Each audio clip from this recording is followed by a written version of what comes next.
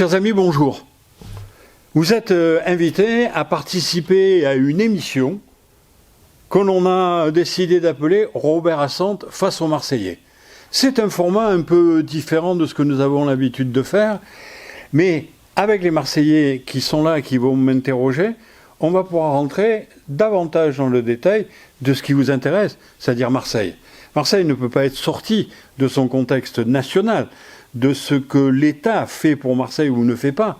Mais pour autant, notre quotidien, c'est Marseille. Dans quelle perspective ? Mais la ville de Marseille. Et vous allez voir au travers des questions qui seront posées, tout ce qui va bien, tout ce qui va pas bien, je crois, et tout ce qu'on pourrait améliorer, faire des suggestions. Et donc, je me tourne vers vous, Marseillais, qui avez accepté de venir sur cette émission. Et je vous remercie, Marie-Christine, d'être présente parmi nous. Bonjour. Merci à Bernard aussi d'avoir accepté de faire cette émission et à Denis aussi de participer à ce moment de partage et d'échange. Comme c'est vous qui devez poser les questions, je me tourne vers vous pour savoir qui va poser la première question. C'est moi. Je vous en prie, Marie-Christine. Bonjour, monsieur Assante. Bonjour. Marseille est à bout de souffle. Propreté, insécurité, transport, école à l'abandon, et j'en passe, alors que les Marseillais et les Marseillaises expriment leur ras-le-bol chaque jour. Quelle est votre vision globale pour redonner à cette ville, qui n'est pas tenue, la place qu'elle mérite et répondre enfin aux attentes de la population ? Waouh, c'est pas une question, c'est toutes les questions qui vont nous intéresser au travers des différentes émissions que nous allons faire. Le premier sentiment qui est le mien, c'est de vous dire ma déception sur cette ville de Marseille. De voir évoluer cette ville de Marseille en 5 ans, de 2020 jusqu'à aujourd'hui. Parce que dans la campagne électorale, à la fois la présidente de la communauté, de la métropole et le maire de Marseille avaient fait des promesses. Nous arrivons, c'est le renouveau, on va tout faire. Ils ont tout promis. Et qu'ont-ils fait ? Nous allons pouvoir dans l'échange le constater, mais ils ont beaucoup promis. Rappelez-vous, le maire de Marseille avait promis de tout changer, parce qu'on n'avait rien fait sur cette ville, et on allait voir ce qu'on allait voir. Pour moi, j'ai rien vu de particulier. La présidente de la métropole nous expliquait qu'avec elle, la propreté, on l'aurait en 3 ou 6 mois, on ne rappelle plus exactement, et que tout serait parfait, qu'elle aurait l'autorité, qu'elle allait organiser les choses, qu'elle allait faire la révolution des transports et de la mobilité dans cette ville. Je ne sais pas si vous avez vu quelque chose, mais moi, je suis toujours dans l'attente. Et c'est ça où il y a ma plus grande déception, c'est de me dire qu'ils ne sont pas à la hauteur de la deuxième ville de France. Et ça, c'est une vraie difficulté. Marseille n'a pas le rang qui devrait être le sien. Bien. Monsieur Assante, j'aimerais vous poser une question un petit peu plus précise sur certains détails. J'aimerais connaître votre analyse. Cette ville, rien n'avance. Mais pourquoi ? Par exemple, lors des derniers votes du budget ou de certaines délibérations, elles sont toutes systématiquement retoquées par les tribunaux. Pourquoi ? Est-ce que le non-choix, pour faire plaisir à certains amis écologistes, LFistes, n'est pas le plus gros problème ? Peut-être parce qu'ils ne sont pas compétents. Parce que s'ils avaient des services, je vous rappelle qu'à la ville de Marseille, il y a plus de 13 000 personnes qui travaillent. Il y a des services juridiques, il y a des services contentieux. Et, des textes, lorsqu'ils sont proposés au conseil municipal, ont été étudiés par les services, ont été vus par eux. Apparemment, mal vus. La compétence, je ne la sens pas vraiment. Et on se retrouve avec des délibérations qui sont ensuite attaquées. Qu'ils aient des pressions internes dans cette majorité hétéroclite qui tire à hu et à dia, j'en conviens avec vous. Pour autant, on ne doit pas faire tout et n'importe quoi. D'autant qu'ils font des effets d'annonce. Pour la communication, ils sont forts. Mais derrière, il n'y a pas grand-chose. Le maire de Marseille, aujourd'hui, c'est le maître des fêtes et des cérémonies. C'est tout ce qui fonctionne, il va bien. Marseille en grand, on y reviendra, je sens rien. Je ne sens pas dans les domaines importants de gestion de la ville, je ne sens pas les choses. Ben, la communauté urbaine, c'est pareil. On nous avait dit, j'ai une vision. Elle est où cette vision? On ne sent aucune transparence sur rien. Mais cette ville n'est pas tenue. On le voit sur des petits sujets. Un philosophe allemand, Schopenhauer, disait que le diable se met toujours dans le détail. Mais Marseille est devenue une ville diabolique, puisque si on prend un petit exemple, celui des palmiers dans cette ville, il n'y en a pas énormément, il n'y en a pas des milliers. Soit on les arrache, la présidente de la métropole les arrache à la place Castellane, pour faire une place totalement minéralisée, dont on ne comprend rien quant à sa véritable efficience. Et de l'autre côté, ils ne sont pas émondés. Ils n'ont jamais été étêtés, rien. Ça fait 5 ans qu'on n'a jamais coupé les palmes mortes des palmiers. C'est rien dans la gestion de la ville de Marseille. Mais c'est tout. Ça veut dire quoi? On laisse aller, on laisse faire. Mais ça ne coûte pas très cher de pouvoir le faire. Rien, on laisse aller, on laisse... Ah, il paraît que c'est la métropole qui doit le faire sur la voirie, il paraît que c'est la ville qui doit le faire dans les parcs et jardins. Les deux sont à l'identique, mauvais, ils n'ont rien fait ni d'un côté ni de l'autre. Mais on prend un autre exemple. On fait de la voirie, un exemple, à la Valentine, sur la route de la Valentine aux Trois-Lucs, depuis presque maintenant 1 an et demi, au moins, il y a un trou dans la chose. Pas un trou comme on a plein dans la ville, ils ne sont jamais refaits. Mais là, c'est un trou qui fait 5 à 7 mètres de large, sur 10 à 15 mètres de long, sur 3 mètres de profondeur. Pourquoi? On a bouché la roue, on ne peut plus circuler, rien du tout. Pourquoi on laisse aller comme ça? Qu'est-ce que ça veut dire qui permet de faire ça? On a un autre problème important.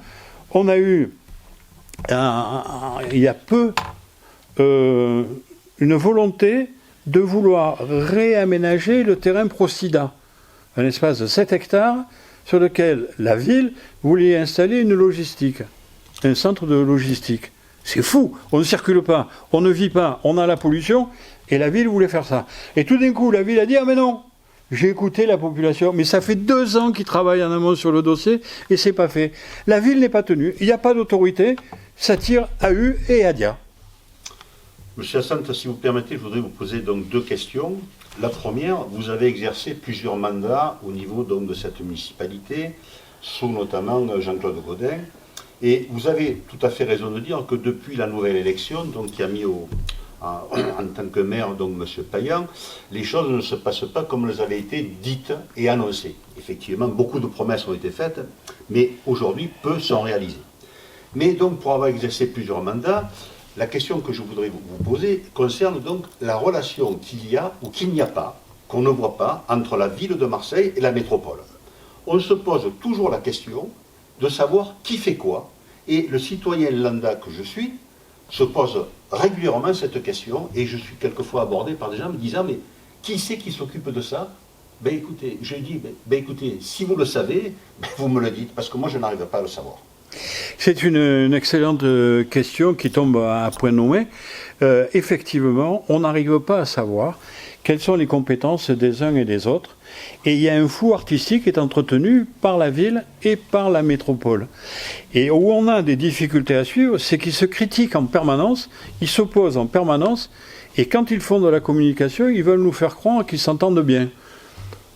Mais où ils s'entendent bien, je ne le sais pas. Que font-ils de bien chacun de leur côté? On n'arrive pas bien à le savoir. Ils font de la politique politicienne et de la communication, ça c'est sûr.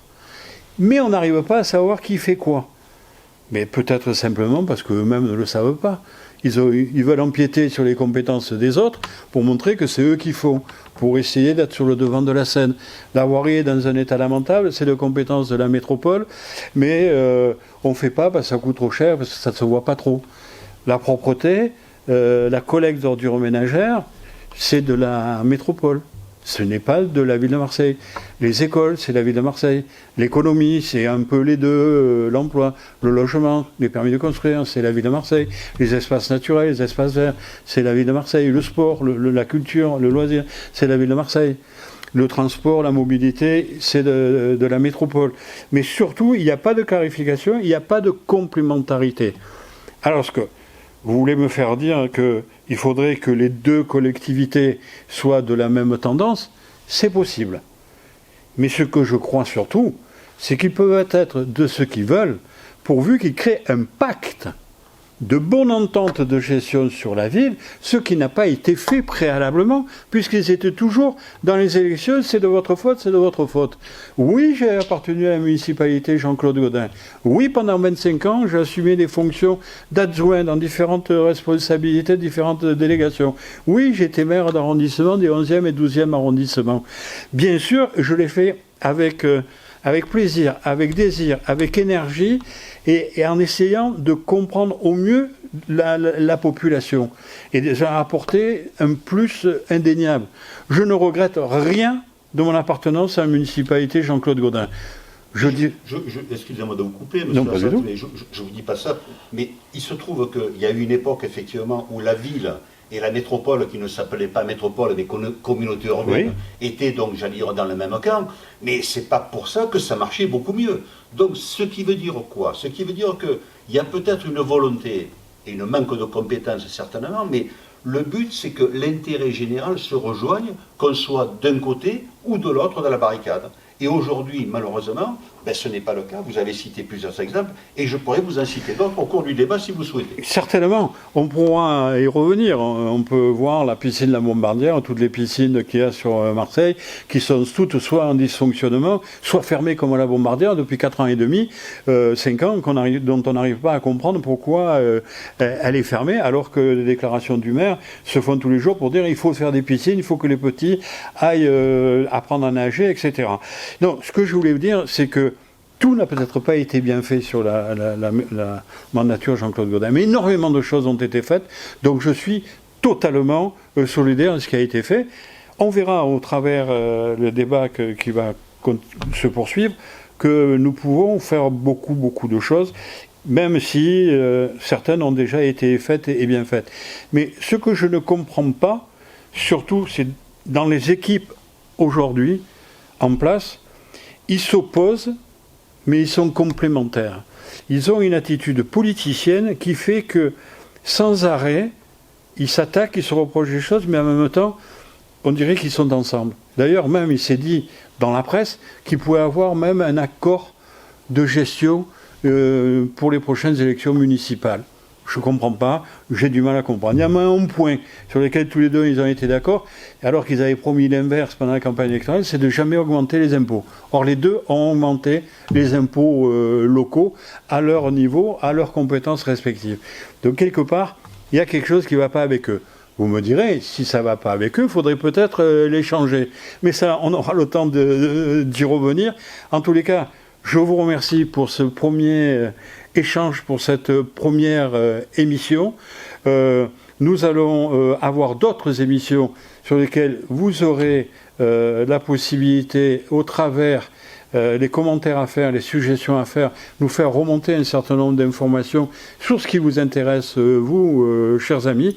Je vous invite donc d'ores et déjà à nous suivre pour le deuxième émission que nous allons faire, dont le sujet sera un sujet qui vous préoccupe, auquel vous tenez énormément, c'est celui de la sécurité. Or, chers amis, je vous dis à bientôt, amicalement vôtre.